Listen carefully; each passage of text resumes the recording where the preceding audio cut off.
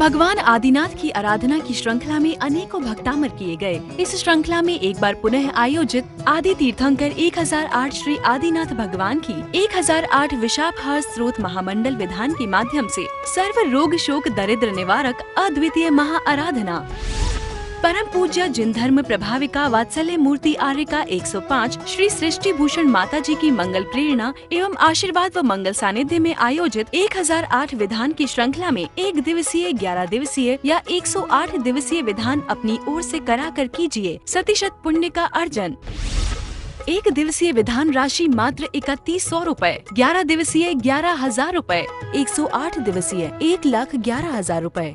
अपनी ओर से विधान करवाने का पुण्यार्जन करवाने वाले सौभाग्यशाली परिवारों को आयोजन समिति के द्वारा विधान में शुद्ध किए गए कलश प्रतीक चिन्ह स्वरूप भेंट किए जाएंगे। ऐसे पुण्य के कार्य में आप भी सहयोग कर अपने पुण्यों का उदय करें। एक परिवार हेतु या एक माह हेतु दान देकर संरक्षक बनने का अवसर प्राप्त करें। देर ना करें, आज ही संपर्क करें ऐसे पुण्यशाली कार्यों में सहयोग करने हेतु। दान देने हेतु संपर्क करें 93765 71002 या 93765 71003 एवं रसीद प्राप्त करने हेतु संपर्क करें 93765 71001। आपके द्वारा किया गया दान गरीब असहाय व्यक्तियों की सहायता में लगाया जाएगा। दान हेतु बैंक खाता विवरण सृष्टि मंगल सेवा समिति, bank name Punjab national bank, account number 0212 0001 011-77277, IFSC code PUNB 0021200। आपके द्वारा दिया गया दान आयकर की धारा 80G एवं 12A के अंतर्गत कर मुक्त रहेगा। आप भी अपनी चंचला लक्ष्मी का सदुपयोग कर पुण्य का लाभ अवश्य उठाएं। चातुर्मास 2023 के मुख्य कलश प्राप्त करता श्रीमान सुरेश जैन, TMU कुलाधिपति, श्री अनिल जैन, श्रीमती शशि जैन, अंकित जैन, श्रीमती प्रियंका जैन, बच्चे वियान, सानवी, चीना जैन, तुषार, कृष, मुरादाबाद उत्तर प्रदेश। अध्यक्ष रामनगर अहि क्षेत्र श्री विनोद बिहारी धर्मपत्नी मिथिलेश मोडिया, रामपुर उत्तर प्रदेश। सौरभ जैन, मुदिता जैन, विराज जैन, सचिन जैन, तुलिका जैन, काशवी जैन, दिविशा जैन। पिता दीपक जैन, माता कुमकुम जैन, पुत्र समर्थ जैन, अनमोल जैन, मुरादाबाद।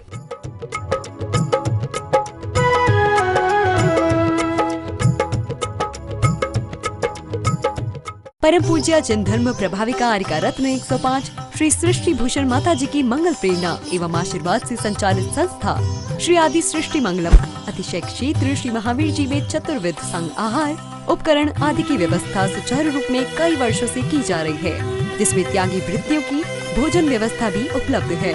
श्री आदि सृष्टि मंगलम श्री महावीर जी में त्यागी वृत्तियों के आहार एवं यात्रियों के ठहरने के लिए वातानुकूलित कमरे भी उपलब्ध हैं। स्थल मेन मंदिर के सामने सृष्टि मंगलम भवन। अधिक जानकारी हेतु संपर्क करें 7300741008 या 93765 71002। ये सत्य संत सदाही जग में मुर्दों में प्राण फूकते हैं, पर दुर्जन कभी धरातल पर नहीं अपना दांव चूकते हैं। आक्रमण अकारण संतों पर, आक्रमण अकारण संतों पर हरदम ही करते रहते हैं। वे व्यर्थ जिंदगी के घर को पापों से भरते रहते हैं। वे व्यर्थ जिंदगी के घर को पापों से भरते रहते हैं। वास्तव में आज दुनिया में इतना दुख, इतनी अशांति, इतनी व्याकुलता, चाहे कोई कहीं पहुंचा हो, चांद पर पहुंच जाए, आसमान पर पहुंच जाए, लेकिन धरती पर रहना नहीं आया। आज हम रोज पढ़ते हैं गुण 36, 25, 8, 20 भवतारण तरण जिहाज, गुरु की महिमा वर्णी न जाए, गुरु नाम जपो मन वचन का। लेकिन हमारा इतना ही है कि माला कर में फिरती है और हम बाजार में फिरते हैं। वास्तव में हम हृदय से जब तक संतों के प्रति, क्योंकि संत ही अरिहंत बनते हैं और संत ही सिद्ध बनते हैं। जो शब्द संतों के साथ रखा है, नमो लोए सभ्य सावड़ा, वो सबके साथ लगाने की बात कही है। अरिहंत के साथ की बात नहीं कहा है कि सबके साथ लगाना, लेकिन उन्हें नमो लोए सभ्य सावड़म बोला है कि लोक में यदि साधु हुए तो अरिहंत सिद्ध आचार्य उपाध्याय सब मिलेंगे। यदि साधु नहीं हुए तो अरिहंत नहीं बन सकते हो। आचार्य के बिना अरिहंत बन सकते हो, उपाध्याय के बिना अरिहंत बन सकते हो। यानी आचार्य पद ना भी लो और साधु से मुक्ति हो सकती है, उपाध्याय पद ना भी मिले तो भी साधु से मुक्ति हो सकती है। लेकिन सब साधुओं के लिए आज हम कहते हैं ये गुरु हमारे, वो गुरु हमारे। मैं कहती हूँ कोई बात नहीं, आपके जिसको गुरु मानो उसको गुरु मानो, लेकिन आज ऐसे घृणित कार्य होने लगे जिन्हें सोचकर रोंगटे खड़े हो जाते हैं। धिक्कार है, क्योंकि कहते हैं लोग नारा लगाते हैं जब तक सूरज चांद रहेगा मुनियों का सम्मान रहेगा। मैं कहती हूँ जब तक मुनियों का सम्मान रहेगा तब तक सूरज चांद रहेगा। आपने देखा 4 दिन से, कल जाकर बरसात थोड़ी थमी है, इसका मतलब 6 तारीख से लेकर बरसात, आकाश भी रो रहा है कि इस धरती पर प्रलय आ जाएगी। जिस दिन ऐसे संतों के स्वाभिमान में उनका अपमान होने लगेगा, उनका स्वाभिमान कम हो जाएगा, उस दिन धरती कांप उठेगी। हमारे कानों पर जुआ तक नहीं रहता। हम निठल्ले होकर बस पढ़ लेते हैं व्हाट्सएप पर और कह देते हैं बुरा हुआ। हम पूरी जैन समाज को जागना चाहिए। आपने, मैं किसी का नाम नहीं बताती हूँ, लेकिन आपने देखा किसी का एक कागज आप जला दो तो वो दुनिया जलाने पर आमादे रहते हैं। हम कायर हैं, हम इसको अहिंसा धर्म नहीं मानते हैं। हम इसको अहिंसा धर्म का रूप देते रहे क्योंकि कहते हैं जो हमारी तरफ हाथ उठा देगा उसके हम हाथ काटने की हिम्मत रखते हैं। हाथ काटने का मतलब हाथ तलवार से काटना नहीं।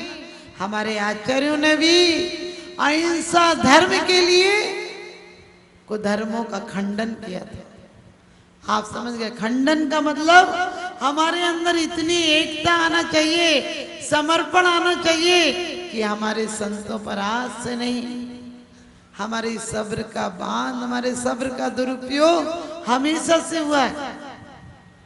उसी कर्नाटक में आपको पता है 8000 मुनि 24 घंटे में मार दिए गए थे और ज्यादा साल भी नहीं हुए, कोई 250-300 साल हुए। और आज हम फिर भी नहीं चाहते। हमारे 200 साधुओं के एक्सीडेंट में दिगंबर श्वेतांबर में बिल्कुल विश्वास नहीं रखते, क्योंकि हमारे सिद्धांत एक हैं, हमारा तीर्थंकर सब एक हैं, हम सब अहिंसा पर विश्वास रखते हैं। अब और लड़ने और मंदिरों पर, साधुओं पर झगड़ने के दिन समाप्त हो गए। ये हम वहां भी झगड़ा करेंगे तो कब चेतेंगे? इसलिए मैं कहती हूँ कि हम सब जैन को इस स्वतंत्र भारत में हम रहते हैं, क्या यही स्वतंत्रता है? हमारे शांति सागर जी आचार्य श्री ने स्वतंत्रता दिलाने के लिए कहते हैं कि इस बात पर अटल रहे थे कि साधुओं का विचरण हर जगह होना चाहिए, स्वतंत्र रूप से होना चाहिए। लेकिन आज हमारी स्वतंत्रता तार तार हो गई। हमारे संतों की इतनी निर्मम हत्या, मैं सोचती हूँ कि शायद सदियों के बाद ऐसी घटना घटी।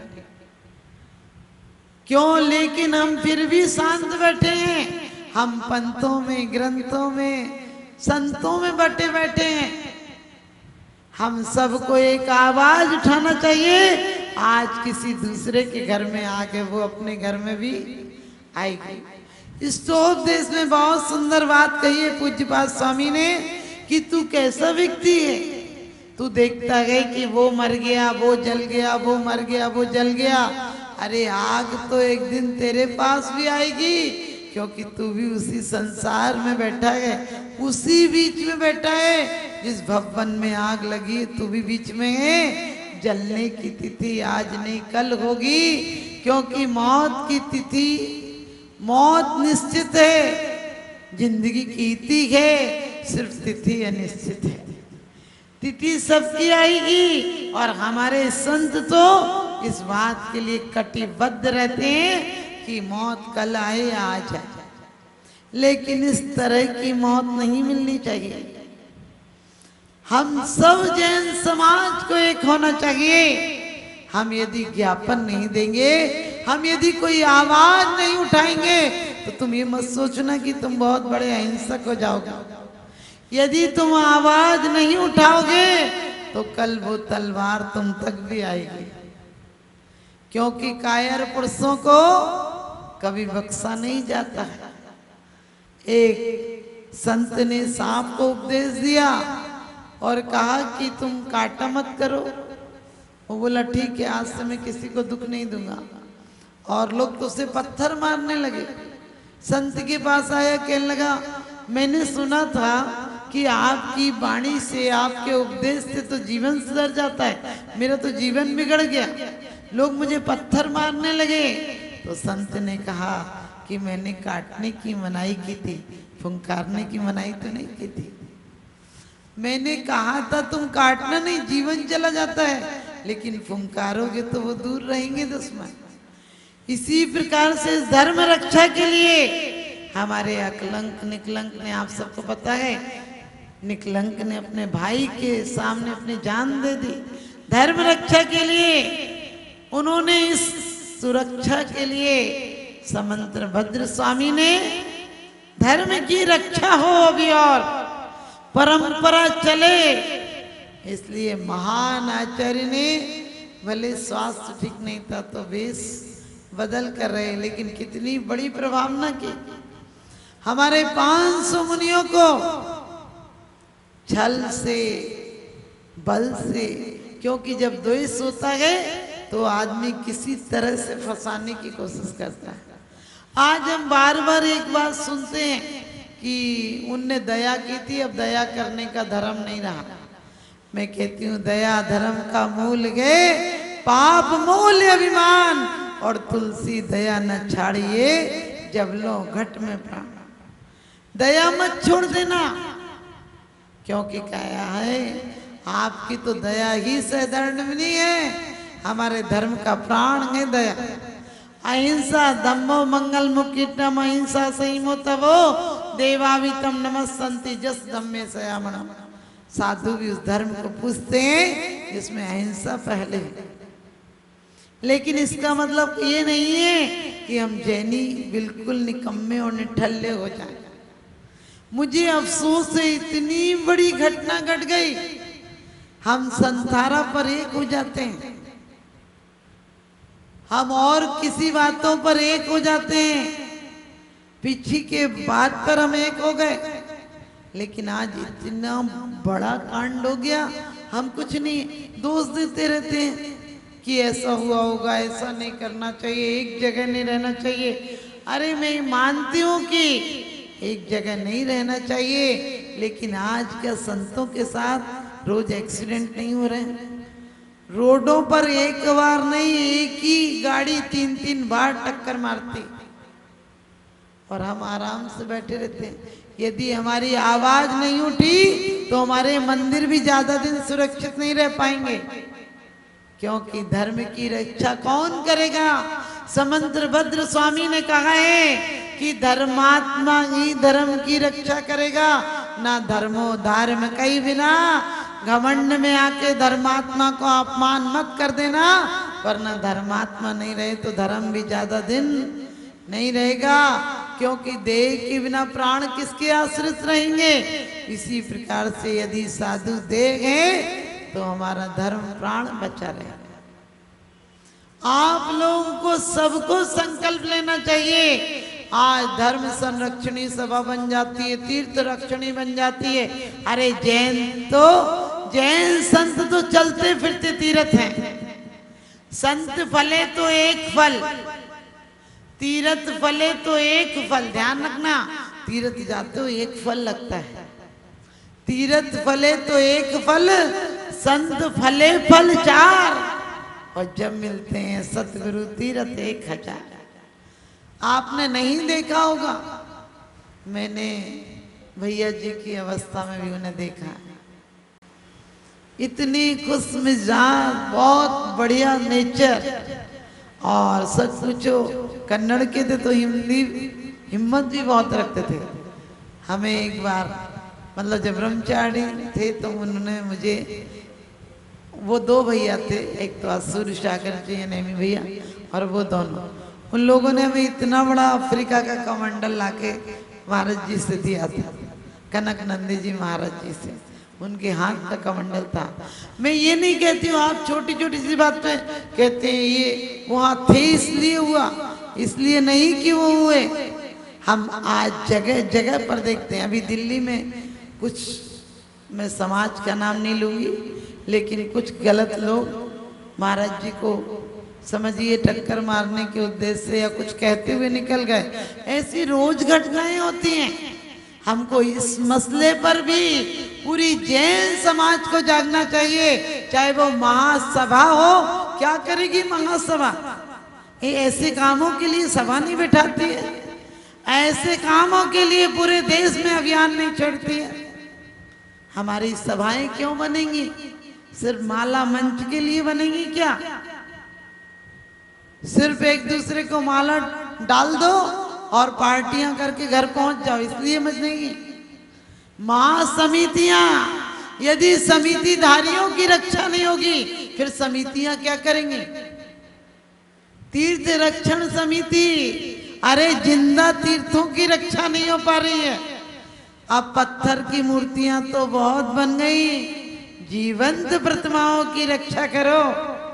मैं तो कहती हूँ जीवंत एक संत हजारों संतों को जन्म दे सकता है। एक सागर दूसरे सागर को जन्म नहीं देता है, लेकिन एक जैन शासन का सागर एक सागर लाखों को तारने का काम करता है।